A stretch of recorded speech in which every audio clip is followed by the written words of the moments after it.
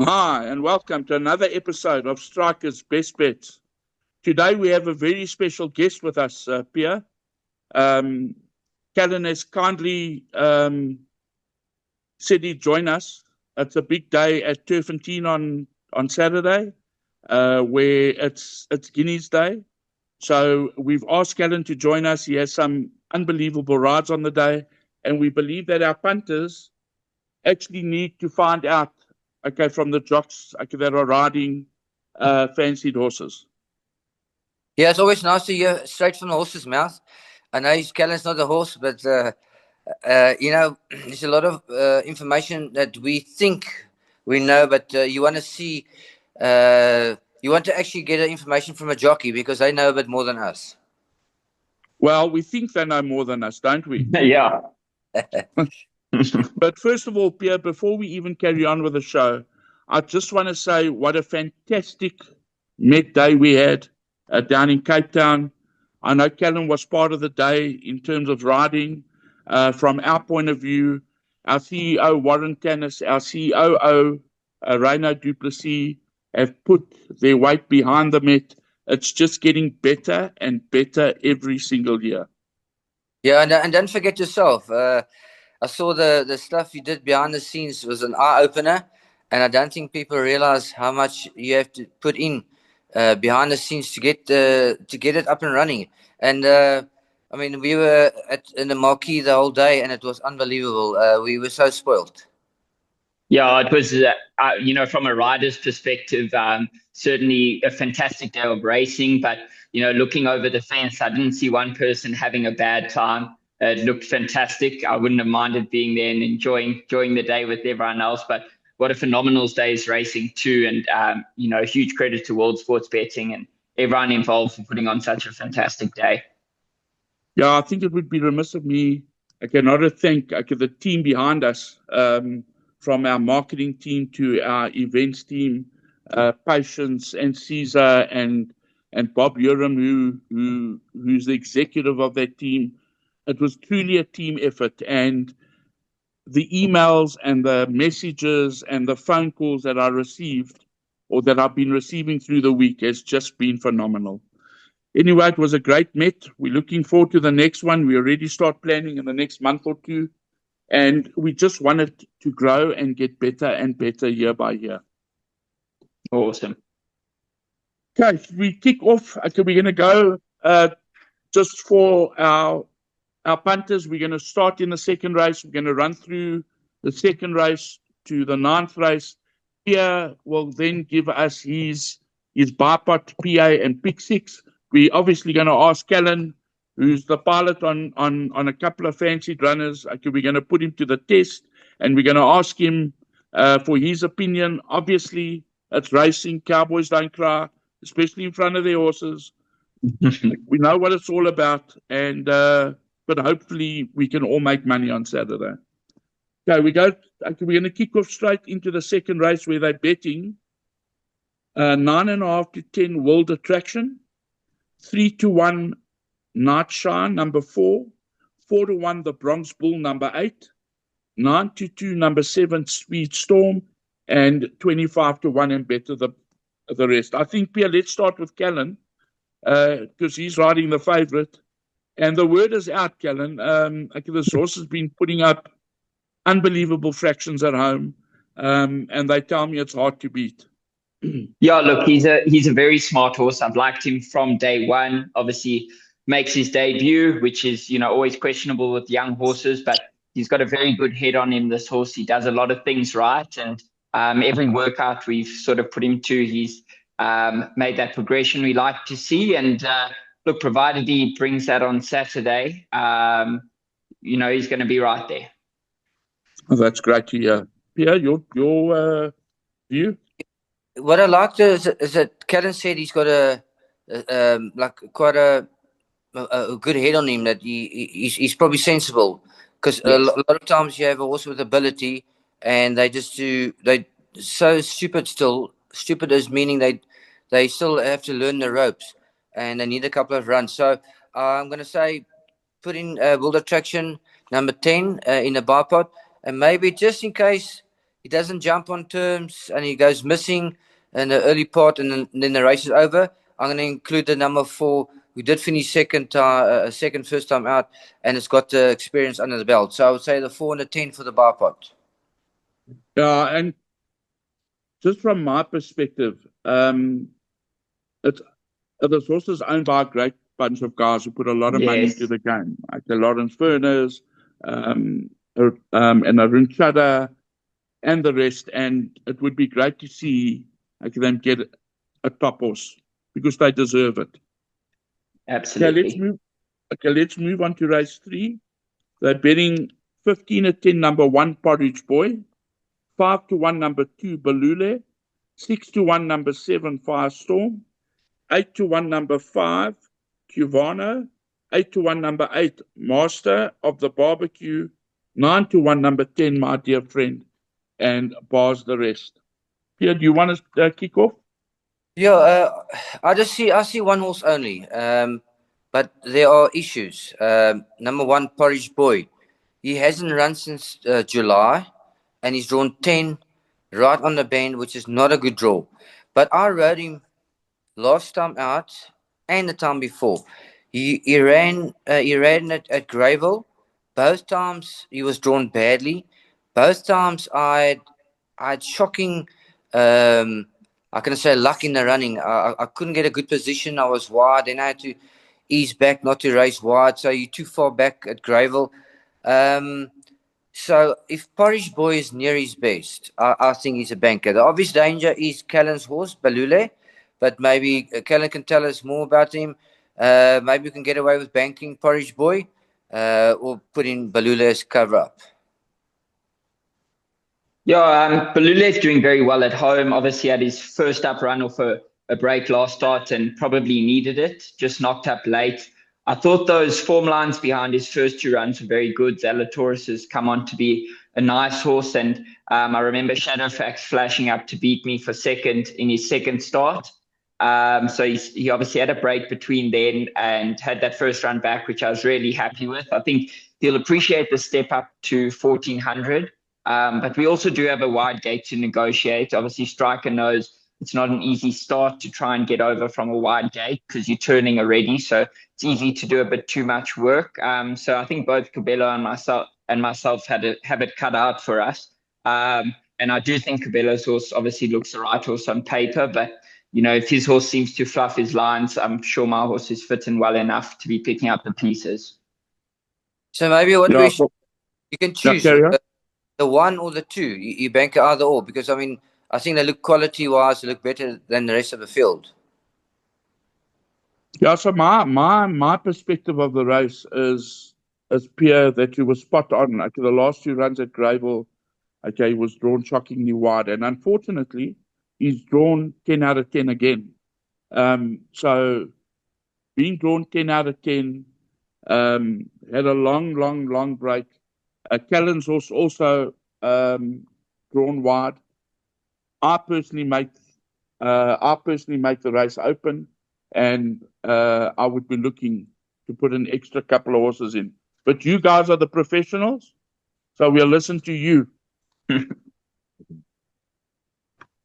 Okay, let's move on to race 4. They're betting 14 to 10, number 1, No More.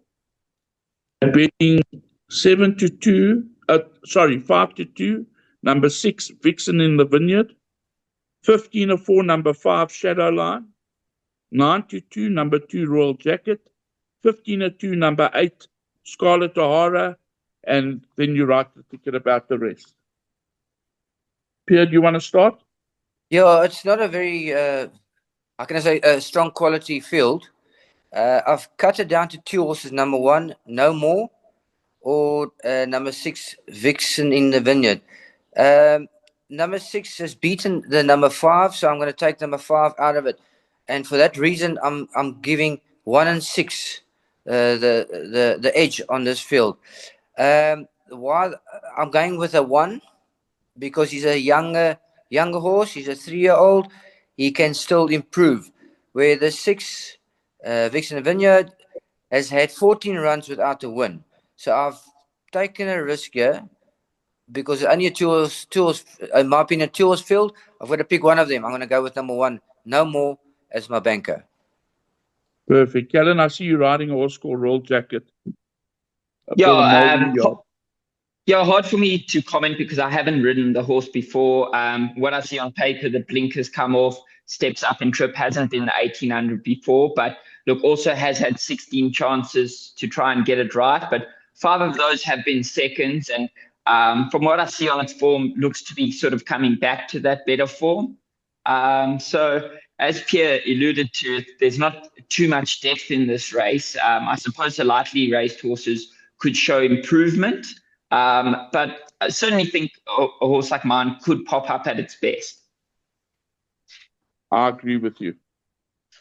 Okay, we move on to race 5, which is the Derby Pinnacle Stakes, the SA Derby on the 4th of April Pinnacle Stakes.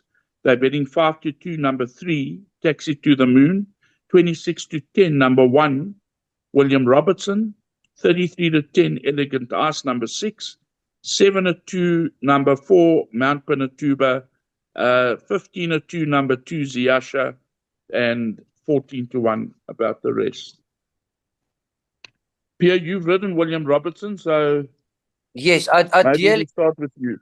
I prefer him ideally over a bit further than 1,000 meters. And he's travelled down to Scottsville. He won with ease, but he's had to come back. So, has that taken a little edge off him? It's 1,000 meters. You want to be fresh and speedy. I'm going to go with number 3, Taxi to the Moon, and number 6, Elegant Ice. It's a small field, but a tricky little race. I think those 2 will get you through. You want to give us your 2 cents worth on the race, Cal? Yeah, look, I don't have a ride in the race, but I certainly do think it looks a tricky race, but I'd probably side with Pierre's statement there for Taxi to the Moon. I think you can make a good case for him. He's probably the best 5 furlong horse in the race, which is very important over these trips. So, yeah, I'd probably have to go with him too. Perfect. I also like Taxi to the Moon. I think he's a huge, huge runner. We then move on to the Wilgerbos Drift Gauteng Fillies Guineas. It's been sponsored by Mary Slack for many, many, many a year. She deserves all the success in the world, all the money that she puts into the game. And it's just great that she's thrown her weight behind the Triple Tiara. They're betting 2-1, number 1, Golden Palm, 4-1, number 2, Lowveld Lily, 17-2, number 4, Charge It, and number 8, Little Miss Million, and 10-1, and better the rest. Cal, you riding Lowveld Lily? Yeah, so I've been very fortunate that she's been with Alec here in Joburg, and I've been able to sit on her back most mornings over the last couple of weeks. And I can confirm that she's in a very good space. Her form really stacks up going into a race like this. Obviously, she's doing very well and has had the chance to settle into Joburg, which I'm pleased about. Tricky draw from 9, but I don't think it'll be an issue. She obviously showed good speed in a sprint last time, which does give me options. So, once I have a deep look into the race and chat to Mr. Staith, we'll sort of study how we're going to ride her. But look, she certainly earns a top spot in this race, and she is a nice horse. Obviously, Golden Palm gets a lot of favors from Grade 1 and is rated as a very highly. It's a bit hard to go on that Quick Step Girl form line because, they went quite slow and sprinted. She found herself a fair way back. But she does certainly look one of the right horses in the race. But I do think there's a lot of competitive horses in this race. I think there's some depth if you look close enough with the horses that haven't quite got up to the top company yet, that certainly look capable. So I think it's a very competitive race. I'm very excited for it. I think I'm on a horse with a good chance, and I'm looking forward to it. Yeah, I see it a little bit different. I see it a tools race. Golden Palm last time out, I thought she had the form to win the race. But if you remember, I said, I'm worried about the left-hand bend. It's the first time around the left-hand bend. And from what I've seen the race before, she hangs to the right. So if you hang to the right, Kenilworth is not going to suit you. So she's back to a right-hand bend. She's drawn 1. My other concern is she's travelled to Durban, back to Piere, Cape Town, back to Joburg. For a young 3-year-old filly, I think it's quite it could take something out of her. I am going to put her in because she is a quality horse. She's drawn 1. But I'm going to back up with Callan's ride, Lowveld Lily. I know Lowveld Lily finished in front of Golden Palm in Cape Town behind Quickstep Girl. So, but because of the issues with Golden Palm, I thought maybe it's a flash in a pan. It wasn't Golden Palm's run. But when I started looking on form grids, Lowveld Lily's other runs behind Princess of Gold, Give Me What I Want. That form is solid, strong. I was going to bank a Golden Palm, but I'm going to back up with Lowveld Lily 1 and 2. Yeah, it's a lovely race. There's actually some good 3-year-old fillies in the race. Okay, we move on to the Guineas, the Colts Guineas. Also another fantastic race. They're betting 5-2, number 1 Trust, 7-2, number 2 Tin Pan Alley, 7-2, in my opinion, the winner, splitting the 8s or split the 8s.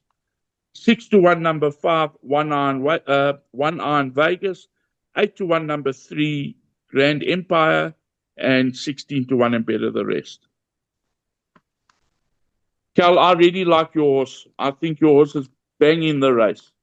If you're talking about to split the 8s, I'm not on him. I'm a Fireball. Oh, sorry, I thought you were on.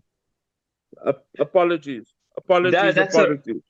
That's all right. Obviously, the Cock has a very strong hand in this race, and I know the horses all very well. Look, I also don't think there's too much between them, and probably lean towards split the 8s myself. Obviously, just due to how it went, I'm riding I'm a Fireball, who I certainly give a chance. Looking at his 2-year-old campaign, he started off very well and then didn't quite get to the hopes they wanted. And he had the gelding. I thought his first run in Durban was very good. Came to Joburg, travelled up on short notice, sort of ran in that 1,000 here. And it was more just a sort of pipe opener prep run. And I thought he ran well. And then obviously he jumped and dictated at the ball in very good time and won well. And one thing I've noticed about this horse is that he sort of keeps galloping. Look, Turffontein can be a very hard track to do that. So I think it's going to be testing for him stepping up to the mile this weekend. Obviously, I have a lot of respect for Split the 8s. I think he's a very nice horse. I probably sided with One Iron Vegas last time because of the gate, but I was very scared of Split the 8s. I don't think the mile will be an issue for him either. But in saying that, I think Mr. de Kock's other 2 runners will have very good chances. And obviously, I have a lot of respect for a horse like Trust. I think he fluffed his lines last time, but I think he is a proper horse. Yeah. Yeah, these are young 3-year-olds, and some of them can improve at a later stage. So it's quite a tricky race. I've tried to cut it down. I think the bar pot, or the place accumulator, Trust should get you through. He's got the form. He's drawn well. And I think, like Karen says, he probably just fluffed his lines last time, because if you go on his previous runs, it looked like his previous runs were better. So I'm going to give Trust, obviously, a chance again here. I'm going to bank him in like the place accumulator and the bar pot. I just feel that he's the right horse for this race. Maybe in time, other horses can beat him. Then obviously Split the 8s. He won well last time, and he could just confirm that form. And then if you go wider than that, probably Tin Pan Alley. Unfortunately, he's got a bad draw. He's beaten Trust before, and Trust has beaten him. But from a bad draw, I'm gonna lean towards Trust. And if you look past those 3 horses, I think then it becomes wide open. Then you've got to look at the horses that you think will improve more run by run and end up running in the big feature races in the future. Yeah, I'm in the camp of split the eights. I really, really, really, um, I really like that last run, and I personally believe that he could follow up. Okay, we move on to race 8, where they are betting 16 to 10, number 6, Call Me Getrix, 7 to 2, number 9, Willie Meet Again, 15 to 2, number 8, Tagan's Champ, 8 to 1, number 1, Texas Red, and number 4, Bantabalo, and number 5, Great Rix. And then they're betting 12 to 1 par. Calvis horse, Great Rix, has been a big disappointment. Yeah, look, he's been frustrating. From the time I got on him, it was extremely frustrating. I think the team tried to push through with him as a colt because of his value and because of how much we rate him. And unfortunately, we couldn't get that through, and he had the gelding. In saying that, I thought what I found with him is that he wasn't really trying in his races. But I thought he's finished off his last 2 races very well, which shows me signs that he's getting his confidence back. Look, if you came and watched him at home work, I think you would lose all your money based on his runs because he can work with anything. I do think he's a really good horse. Last time they didn't go hard and he got a bit keen in the run. But I do think he's ready to run a big race, this horse. But he's a bit hard to rely on based on his previous runs. But it wouldn't surprise me if he popped up. I think the horse to beat in the race is Call Me Getrix with the claim on. I think comes in very well weighted in this race. I don't ask Callan, Greatrix, do you think he stays? He shows so much speed and he's quite keen in his races. Don't you think he could go 1,000 meters? Well, we've gone and scratched our heads because I've ridden him over 1,200 and then I let him stride, and he wasn't really finishing off his races. But we also, I suppose, sort of the feedback we got from those races isn't great because obviously he had other issues that were bothering him being a colt still. So look, I certainly think we are still figuring him out. But look, he's won a mile before, run behind some good horses at a mile, and he doesn't show me why not at home. I think it's really hard to go on his most recent runs because it's been such a process to get him back. All right, cool. Well then, so I personally, I mean, obviously, I've never ridden a horse, so I wouldn't know. But he just looks to me like he should be a sprinter. But maybe now that he's been gelded, he'll get to the real deal. I've cut it down to 2 horses. I also like the 6, Call Me Getrix. This is a Pinnacle Plate, and she's the best handicapped horse in the field. She's on top form, won by 3 lengths last time. So looks a right horse. I'm just going to include in bigger plays, number 4, Bus Stop in Hounslow. He finished 4th in the Summer Cup, which we know is the biggest race in Johannesburg, so strong company. Last time, a little bit disappointing, but once again, over 2,000.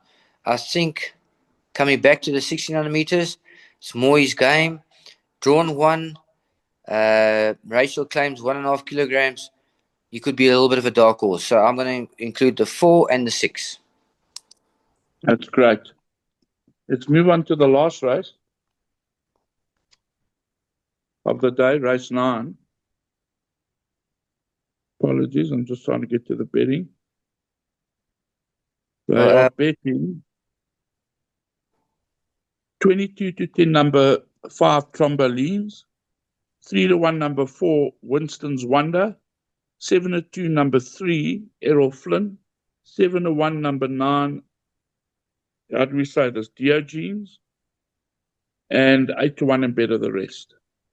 Cal, let's start with you. You ride in the favourite. Yeah, Trombolines, he's a lovely horse. I have a lot of time for him, and I do think he's going to make a very nice horse. Obviously, on debut, just touched off, then won his second start quite well, I thought. And he had a hard task at him in his third start, stepping up to the 1,700 and carrying 60.5. In saying that, I thought he had every chance in the run. It was quite a fast run race, which didn't make him have to carry that weight. He moved up very well with me and maybe just tapered out late, but I thought still a very good effort from him. So he comes back into a handicap, comes back in trip 100 meters. He's drawn a bit wider, so might be just giving him a bit more of a chance. But he is a very nice horse that's still learning all about it. I think it's a fairly competitive race. I do like the chances of the younger horses more than I do some of the older, more experienced handicappers. Like a horse like Errol Flynn could sort of be anything the way he won last time. But yeah, I'm looking forward to it. I think my horse is a nice horse, and I think it sets up quite well for him. Yeah, I see this as a tough little race. I mean, it's only a handicap, and but a lot of these horses have got some ability. Like Callan's saying, they are 3-year-olds. They are improving. Would have been interesting to hear what gets told to Lawrence Vernus in the parading. He's got 3 big runners here. Number 1, Got the Feeling. Number 2, Kutzer, and number 3, Errol Flynn, and they're all from 3 different stables. So I actually gave those 3 runners each a huge chance, and then I'm following up with Callan's trampolines, like he said, top weight last time, just out of the maidens, didn't get beaten by too far. I must be honest, I'm not so sure if the Page Boy form is that strong, but he's a young horse and he can improve. Yeah, we'll know today. The horse Wayne is running today at the Vaal, so we'll know very soon if that form line of I Got the Feeling. At this stage, there's been no winners from 13 runners. So, but we'll have a look and we'll see today. We'll watch in anticipation and see how Wayne goes today. Callan, thank you so much for your time. I know that you're busy. I've tried to rush through it as quick as possible because I know that you've got to get back to stables.